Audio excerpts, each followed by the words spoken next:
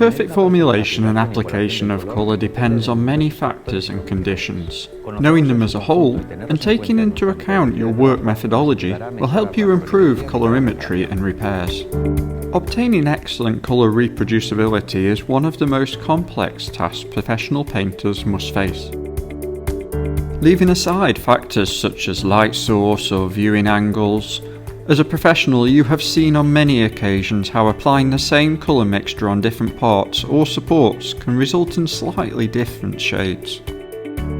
This is due to the direct influence of several factors that are present throughout the repair process. To avoid or mitigate this problem, it will be essential to have a clear work methodology, always following it firmly and consistently.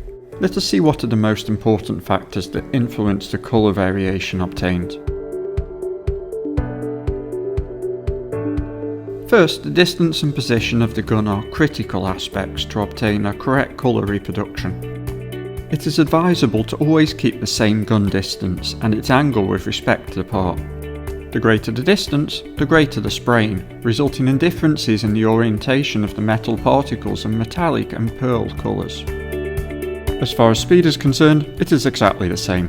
The movement made during the application should be as even as possible in order to deposit the same amount of paint on the entire surface to be repaired. If the speed is too slow, the application will tend to darken. The spray gun must be adjusted according to the indications provided in the product datasheet. This ensures that we always have a safe and reliable reference.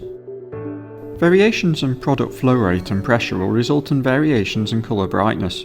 Low flow and high pressure, lighter shades. High flow and low pressure, darker shades. The product load must be even to balance product consumption, without overdoing it to prevent possible defects such as sagging, and without applying too light or thinned coats, hindering coverage and colorimetry.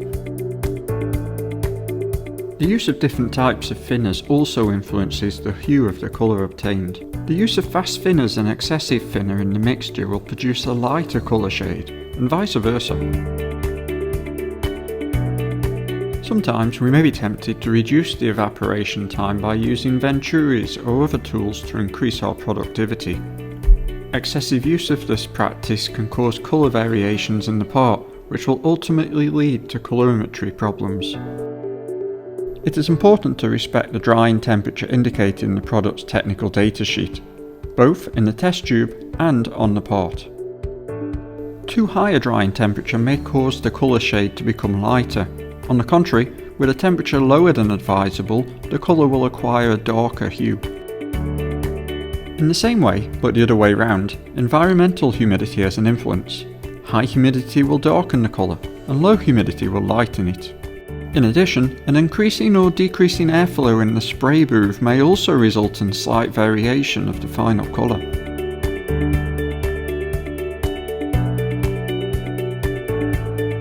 As we have seen, the conditions influencing deposition, compaction, and product behaviour can lead to different colour shades.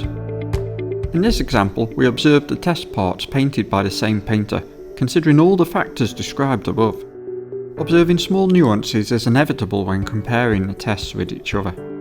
To minimise these variations, it will be essential to follow a clear work methodology in addition to having the product datasheet as an ally. All aimed at increasing the chances of obtaining high quality repairs and avoiding rework.